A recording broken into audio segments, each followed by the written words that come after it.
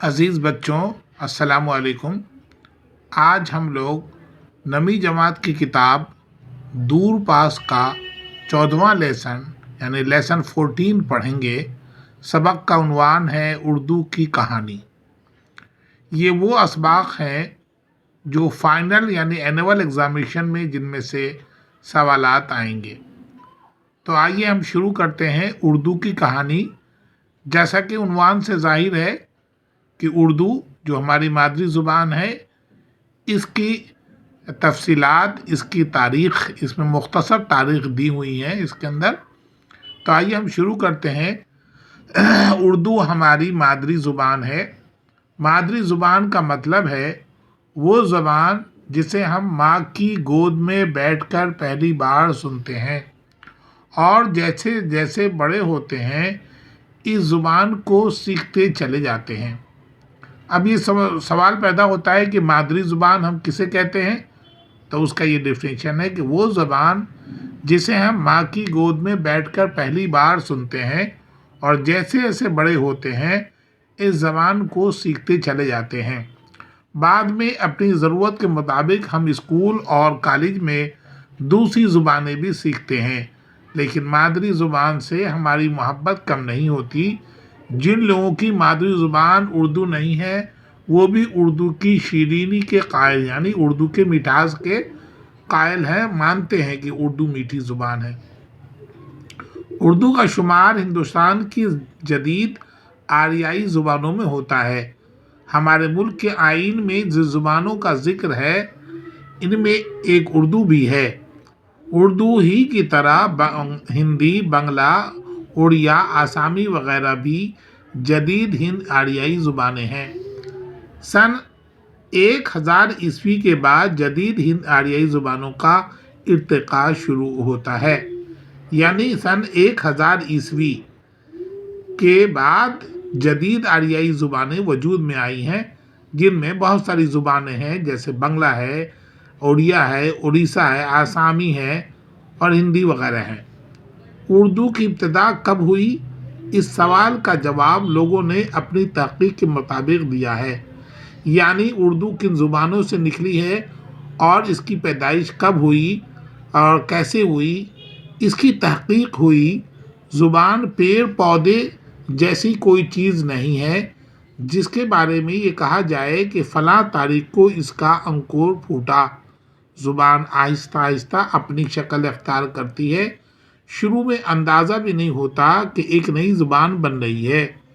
جب زائدہ زبان کسی قدر وعدہ شکل اختیار کر لیتی ہے تب معلوم ہوتا ہے کہ یہ تو ایک نئی زبان ہے۔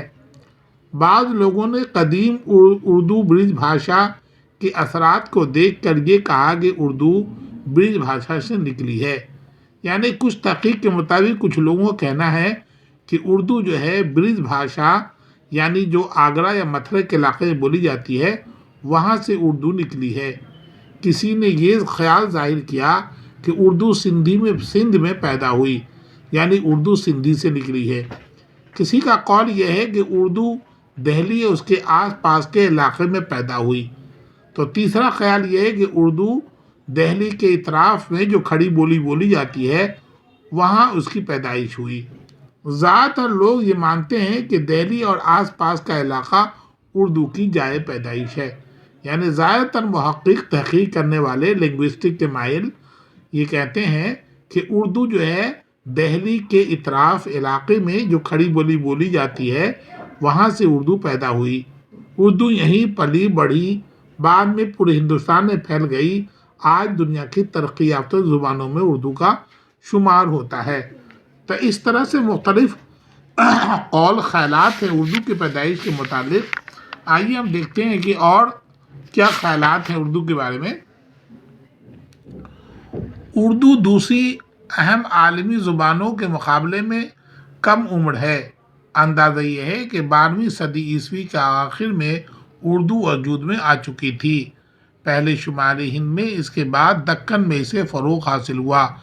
پہلے شمالی ہند میں یعنی دہلی، لکھنؤ اور دلی کے اطراف میں، اس کے بعد دکن یعنی جہاں حیدرآباد ہے وہاں اردو کو فروغ ہوا یعنی ترقی ہوئی۔ دکن میں صوفیہ کرام نے اس زبان کو دین کی تبلیغ کا ذریعہ بنایا، یعنی حیدرآباد اور ان کے علاقوں میں دکن میں صوفیہ کرام نے، جو اللہ کے ولی آئے، بزرگان دین آئے، انہوں نے دعوت اور تبلیغ کے لیے اردو زبان کا استعمال کیا، جس کی وجہ سے اردو کو فروغ ملا، اردو کو ترقی ملی۔ شاعروں نے شعر کہے، بادشاہوں نے اس زبان کو سرپرستی کی، یعنی جو دربار میں شاعر تھے انہوں نے شعر اردو میں کہنے شروع کیے، اور بادشاہوں نے بھی اس کو سراہا اور اس کو ترقی بخشی۔ اس طرح بیجاپور گولکنڈہ میں اردو کے قدم مضبوطی سے جم گئے۔ شمالی ہند میں فارسی کی چلن کی وجہ سے شروع میں اردو آہستہ آہستہ آگے بڑھی، لیکن آخرکار اس نے فارسی کی جگہ لے لی۔ اس کی مٹھاس نے سبھی کو اپنا گرویدہ بنا لیا۔ میر غالب، سر سید شبلی نعمانی، مولوی نذیر احمد، نذیر اکبر آبادی، انیس اقبال، دیا شنکر نسیم، رتن ناتھ سرشار، پریم چند، راجندر سنگھ بیدی، چک بس لکھنوی، حسرت موہانی، فیض احمد فیض، فراق گورکھپوری، قرۃ العین حیدر وغیرہ نے اردو کو اپنے اظہار کا ذریعہ بنایا۔ شروع سے ہی اردو اپنے ارد گرد کی بولیوں اور زبانوں سے فیض یاب ہوتی رہی ہے۔ یہی وجہ ہے کہ اس میں ترکی، عربی، اب یہ آتا ہے ان میں کن کن زبانوں کے الفاظ ہیں، تو اس کے اندر ترکی کے، عربی، فارسی، ہندی، انگریزی، دوسری زبانوں کے الفاظ شامل ہیں۔ بہت سے الفاظ اردو نے دوسری زبانوں سے اسی شکل میں لے لیے ہیں، بعض لفظوں کو اپنے مزاج میں ڈھال لیا ہے۔ ایسا ہر زبان کے ساتھ ہوتا ہے۔ انگریزی کے بارے میں ہم جانتے ہیں کہ اس نے بے شمار الفاظ دوسری زبان کے اختیار کیے ہیں۔ اردو نے بھی اپنے دروازے کھلے رکھے ہیں۔ زندہ زبانیں اسی طرح اپنے ذخیرہ الفاظ کو بڑھاتی ہیں۔ وقت کے ساتھ ان میں تبدیلیاں بھی آتی ہیں۔ اردو نے بھی بہت سی تبدیلیاں قبول کیں۔ وقت کے ساتھ ساتھ اردو کے نام بھی بدلتے رہے۔ اس کا نام کبھی زبان ہندوستان، کبھی ہندی، کبھی دہلوی، کبھی گجری اور کبھی دکنی رہا۔ ریختہ اور اردو معلیٰ بھی اردو کے پرانے نام ہیں، اب اس کا نام اردو ہے۔ یعنی اردو کے کئی نام بدلے ہیں، جیسے کہ اس میں پہلے زبان ہندوستان، پھر ہندی، دہلوی، گجری اور کبھی دکنی رہا ہے۔ ریختہ اور اردو معلیٰ بھی اردو کے پرانے نام ہیں۔ غالب نے کہا ہے ریختہ تم ہی استاد نہیں ہو غالب، تو غالب نے بھی ریختہ کا استعمال کیا ہے، اب اس کا نام اردو ہے۔ تو یہ ایک مختصر تاریخ تھی اردو کے بارے میں۔ آئیے ہم اس کے ایکسرسائز کو دیکھتے ہیں کہ اس میں کیا کیا سوالات ہیں جو امتحان میں پوچھے جا سکتے ہیں۔ اس میں کچھ مشکل الفاظ ہیں، دیکھیے چند مشکل الفاظ ہیں۔ شیرینی یعنی مٹھاس، قائل قبول کرنے والا، ارتقاء درجہ بدرجہ ترقی کرنا، نوزائیدہ نیا پیدا ہوا، جائے پیدائش پیدا ہونے کی جگہ، عہد حاضر موجودہ زمانہ، اواخر آخر کی جمع، فروغ من بڑھوتری، فیضیاب ہونا، فائدہ اٹھانا، ذخیرہ الفاظ لفظوں کا ذخیرہ۔ مادری زبان کسے کہتے ہیں؟ ہم نے شروع میں پڑھا پہلی لائن میں کہ وہ زبان جو ہم ماں کی گود میں پہلی بار ہم سنتے ہیں اسے ہم مادری زبان کہتے ہیں۔ دیکھیں ہم نے پڑھا یہاں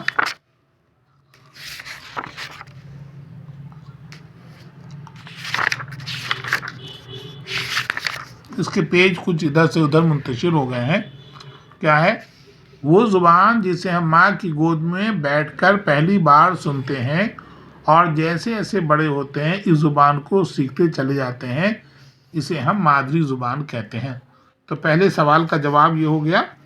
اب دیکھیے دوسرے سوال کا جواب کیا ہو سکتا ہے۔